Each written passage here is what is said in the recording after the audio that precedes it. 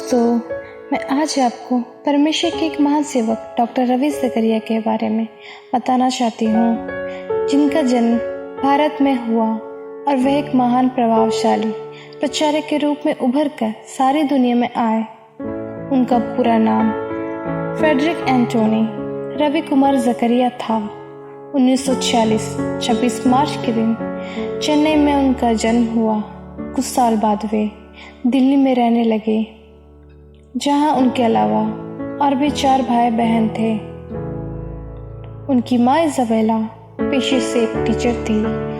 उनके पिता Oscar civil service worker थे। वे सभी हिंदू पर्व मनाया तो करते थे ही, साथ ही साथ क्रिसमस व ईस्टर में वे चर्च जाते थे। जब वे बालक थे, उन्हें क्रिकेट और टेनिस से बहुत लगाव था। इसके विपरीत वे पढ़ाई में कमज़ोर थे, जिस वजह से उनके पिता उनसे खुश नहीं रहा करते थे। एक बार उनकी माँ ने हाथ पढ़ने वाले को बुलाया, जिसने बालक रवि से कहा कि आप अपने जीवन में ज़्यादा आगे नहीं जा सकते और आपकी हाथ की रेखाएं बताती है कि विदेशी यात्राएं आपके भविष्य में नहीं हैं। फिर जहाँ तक विश्वास की बात है, अपनी किशोर अवस्था में वे नास्तिक थे ही, साथ ही साथ शंकाओं और तरह तरह के सवालों से घिरे हुए रहते थे। उन पर पढ़ाई का बहुत दबाव था। तब 17 की उम्र में वे अपनी कक्षा में विफल हो गए, जिस वजह से वे भारी निराशा में डूब गए और यहाँ तक कि जहर खाकर आत्महत्या करने की भी कोशिश की। फिर उन्हें किसी भी तरह अस्पताल पहुँचाया गया। वहाँ एक व्यक्ति ने उन्हें एक बाइबल दिया और यूहन्ना रचित सुसमाचार पढ़ने को कहा। क्योंकि उस वक्त उनका शरीर पूरी तरीके से डिहाइड्रेट था, वे हिल भी नहीं सकते थे। उनकी माँ ने उनके लिए यह पढ़कर सुनाया और फिर वो वचन, क्योंकि मैं जीवित हूँ तुम भी जीवित रहोगे, ने मानो उन्हें छू लिया। उन्होंने सोचा, ये मेरे जीवन जीने की एकमात्र आशा हो सकती है। वे मन ही मन प्रभु से कहते थे कि मुझे यहाँ से निकाल, तो मैं सत्य की खोज करने में कोई कसर नहीं छोड़ूंगा। और उसी वक्त उन्होंने प्रार्थना करते हुए मसीह को अपना जीवन सौंप दिया। वे कहते हैं कि उनके घर में ऐसी एक बाइबल तो थी ही, लेकिन उन्होंने उसे कभी पढ़ा नहीं था। फिर 5वें दिन उन्हें अस्पताल से छुट्टी मिली गई। वहाँ से लौटने के बाद उन्होंने खुद में कुछ बदलाव तो देखा। वे पढ़ाई में अधिक रुचि लेने लगे और अपनी कक्षा में पिछले से अव्वल आने भी लगे। 1966 में परिवार सहित कनाडा आने के बाद उन्होंने अपनी स्नातक की डिग्री के साथ साथ एक होटल में मैनेजर का काम भी किया। फिर 1972 में वे मार्गरेट रेनॉल्ड से मिले और जिससे उन्होंने शादी की। उनकी 2 बेटी नॉमी और सारा हुए और एक बेटा नाथान भी हुआ। 1976 में उन्होंने अपनी मास्टर की पढ़ाई ट्रिनिटी इवेंजेलिकल डिविनिटी कॉलेज से पूरी की। 1980 से 1984 तक वे एलायंस थियोलॉजिकल सेमिनार में इंजिलवाद के प्रोफेसर भी रहे। 2007 से 2015 तक वे ऑक्सफोर्ड यूनिवर्सिटी में एक सम्मानित वरिष्ठ रिसर्चर भी रह चुके हैं। 1983 में 37 वर्ष की उम्र में बिली ग्राहम द्वारा बुलाए जाने पर एम्स्टर्डम में इंटरनेशनल इवेंजलिस्ट कॉन्फ्रेंस में उन्होंने प्रचार भी किया, जहां 133 देशों से 3800 प्रचारक भी आए थे। उसके 1 साल बाद ही डॉक्टर रवि ने 1984 में अपनी इंटरनेशनल मिनिस्ट्री की स्थापना की, हेल्पिंग द थिंकर बिलीव और द बिलीवर थिंक के साथ। वे क्रिश्चियन एपोलॉजिक मूवमेंट के लीडर भी थे।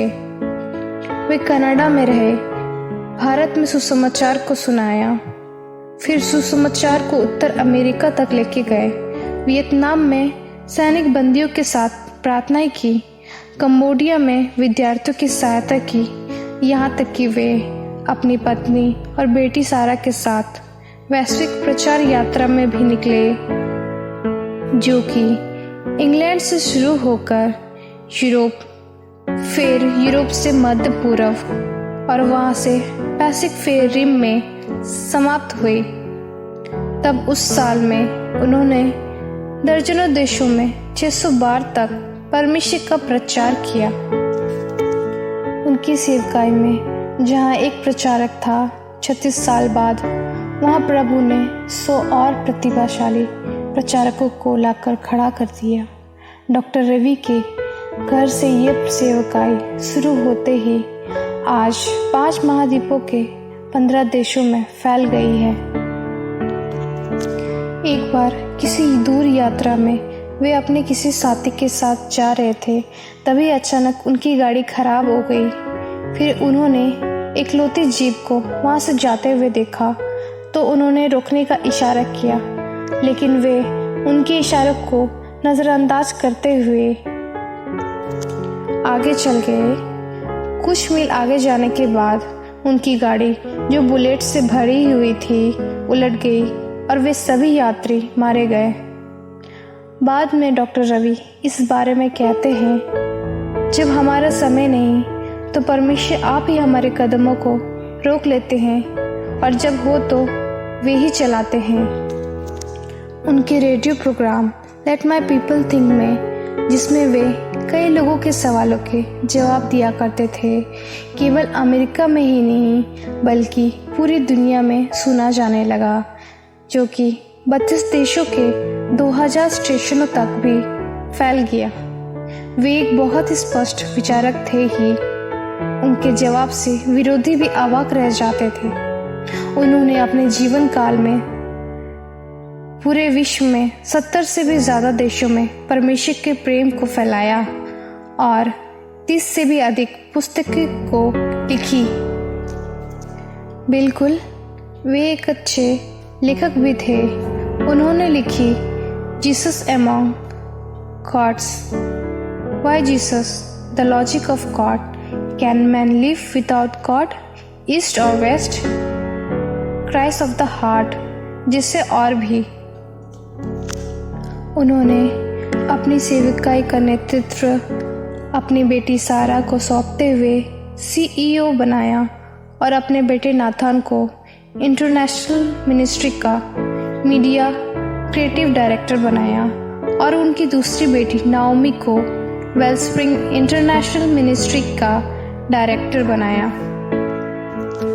फिर इसी साल 19 मई 2020 के दिन वे अपने घर अटलांटा में प्रभु में सो गए। तब उनकी आयु 74 वर्ष की थी। उनकी मृत्यु की वजह बोन कैंसर था। उनके चले जाने का गम हम सबों में तो है, पर खुशी की बात यह है कि उन्होंने अपनी दौड़ को बखूबी पूरी की। 17 की उम्र में जो बच्चा निराशा में डूब चुका था, अपने जीवन को खत्म करना चाहता था, उसे प्रभु ने छुआ और फिर मसीहत ही उसके जीवन की प्राथमिकता बन गई। वे केवल मसीहों को विश्वास में बढ़ाना ही नहीं जानते थे, अपितु एक अविश्वासी को भी परमेश्वर के विश्वासी में बदलने की क्षमता रखते थे। आज और आने वाली पीढ़ी दोनों को ही उनके जैसे ही समर्पित सेवकों की ज़रूरत है। दोस्तों, डॉक्टर रवि ज़करिया ने अपने संपूर्ण जीवन में मसीह को बहुत ही गंभीरता से लिया। हमें भी ऐसा करना चाहिए। वे पूरी दुनिया के लिए परमेश्वर की आवाज़ बन गए। हमें भी ऐसा बनने की कोशिश करनी चाहिए। अगर अब तक आपने उनके प्रचार को नहीं सुना है तो मैं आपको ऐसा करने के लिए उत्साहित करना चाहूँगी। आशा करती हूँ कि आपको हमारा ये वीडियो पसंद आया होगा। तो लाइक, सब्सक्राइब और शेयर करके हमारा प्रोत्साहन बढ़ाना ना भूलें। हमारे साथ आखिर तक बने रहने के लिए आपका धन्यवाद।